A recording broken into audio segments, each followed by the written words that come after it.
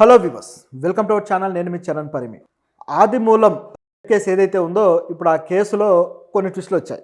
TDP MLA ఆదిమూలం ఆయన ఒక మహిళని తన పార్టీ కార్యకర్తనే లోబర్చుకొని ఆవిడని దాదాపు రేప్ చేసినట్టుగా ఆవిడ కేసు అయితే పెట్టింది. ఆ ఫుటేజ్లు కూడా బయటకు వచ్చాయి. మనం అందరం ఫుటేజ్లు గమనించాము. తర్వాత అవి నావి కాదు, అది కుట్ర జరిగింది అని చెప్పేసి ఆయన కూడా చెప్పడం ఇదంతా జరిగింది. ఇందులో ఒక 2-3 రోజులు గడిచిన తర్వాత ఇప్పుడు కొన్ని విషయాలు బయటకు వచ్చాయి. ఇప్పటికే ఆయన్ని పార్టీ సస్పెండ్ చేసింది.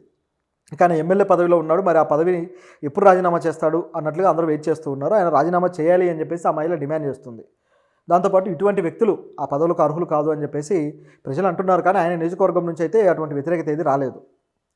ఒకవేళ వచ్చి ప్రజలు ఏమైనా రోడ్డెక్కితే ఆయన రాజీనామా చేస్తాడేమో చూడాలి. సో ఇదొక యాంగిల్ అయితే దీంట్లో కొన్ని రకాల ట్విస్టులు అయితే మనం మాట్లాడుకున్నాం.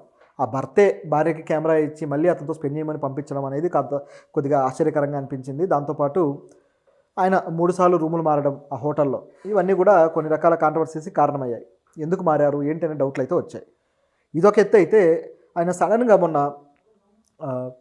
చెన్నైలో ఒక హాస్పిటల్లో గుండె నొప్పితోటి అంటే హార్ట్ అటాక్ వచ్చిందని చెప్పేసి ఆయన జాయిన్ అయ్యారు.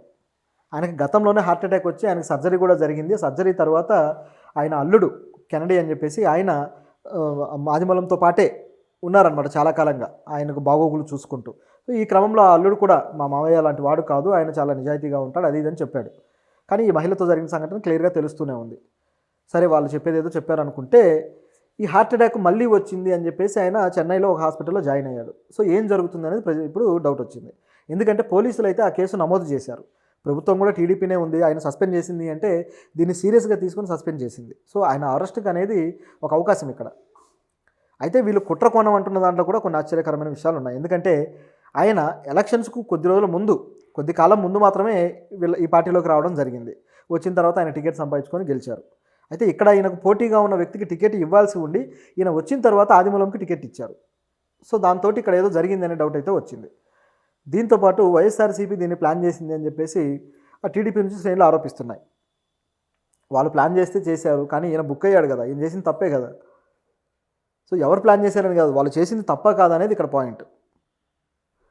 మనం తప్పు చేస్తే దొరుకుతాం, తప్పు చేయకపోతే దొరకం. సో దొరికిన తర్వాత వాడు ప్లాన్ చేశాడు, ఈయన ప్లాన్ చేశాడని చెప్పేసి ఎవరి మీద నిందలేసినా ఉపయోగం లేదు. జరిగిన సంఘటన క్లియర్గా తెలుస్తుంది ప్రజలకి. ఇదొక వైపు జరుగుతూ ఉంటే మరొక అంశం వచ్చేసి ఆయన అటువైపు హార్ట్ అటాక్ తోటి చెన్నైలో జాయిన్ అయ్యాడు. ఇటువైపు ఇక్కడ చూస్తే ఈ మహిళ ఎవరైతే ఆరోపించారో ఆవిడ నేను సూసైడ్ చేసుకుంటున్నాను అని చెప్పేసి ఒక మెసేజ్ పెట్టేసింది పబ్లిక్కి. మెసేజ్ పెట్టి ఆవిడ సూసైడ్కి రెడీ అయింది. అయితే ఇప్పటిదాకా చేసుకోలేదనుకోండి, కానీ ఆవిడ ఆ డెసిషన్ అయితే తీసుకున్నట్టుగా మెసేజ్ అయితే బాగా వైరల్ అయింది. సో ఆవిడ చెప్తున్నది ఏంటంటే బాగా డిప్రెస్ అయిపోయి ప్రజలందరూ నన్ను తప్పుగా భావిస్తున్నారు, ఆ వీడియోలో నేనే ఆయనకి ఇది చేసినట్లుగా భావిస్తున్నారు, సో నా మాటలు ఎవరు నమ్మట్లేదు అని చెప్పేసి ఆవిడ అంటున్నారు. ముఖ్యంగా టీడీపీ పార్టీ ఆవిడ మాటలు అసలు నమ్మట్లేదట.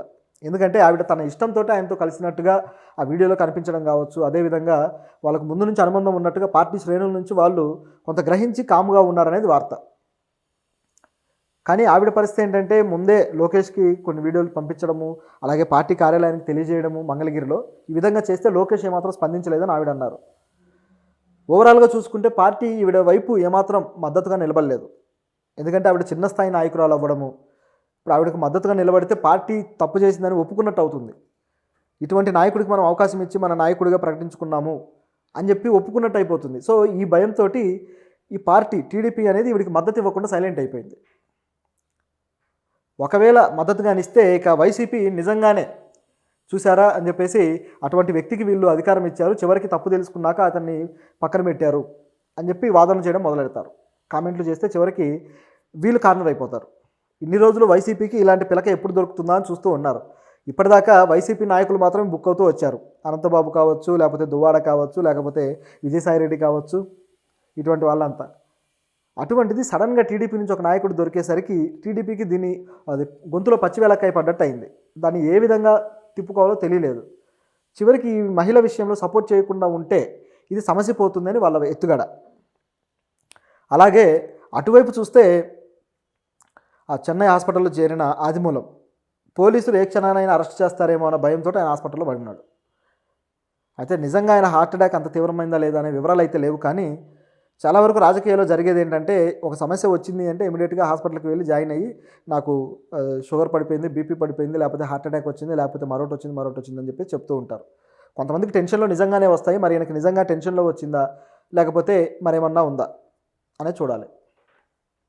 సో ఇది ఇందులో ఉన్న అనుమానాస్పదమైన విషయాలు. కాకపోతే ఆ మహిళ ట్రోలింగ్కి బాగా ఇబ్బందికి గురయ్యి ఆవిడ చనిపోవాలని డెసిషన్ తీసుకోవడం కాస్త బాధాకరమైతే అది అటువంటి చర్యలు అయితే ఆవిడ ఏం చేపట్టలేదు. పోలీసులు త్వరగానే స్పందించారు.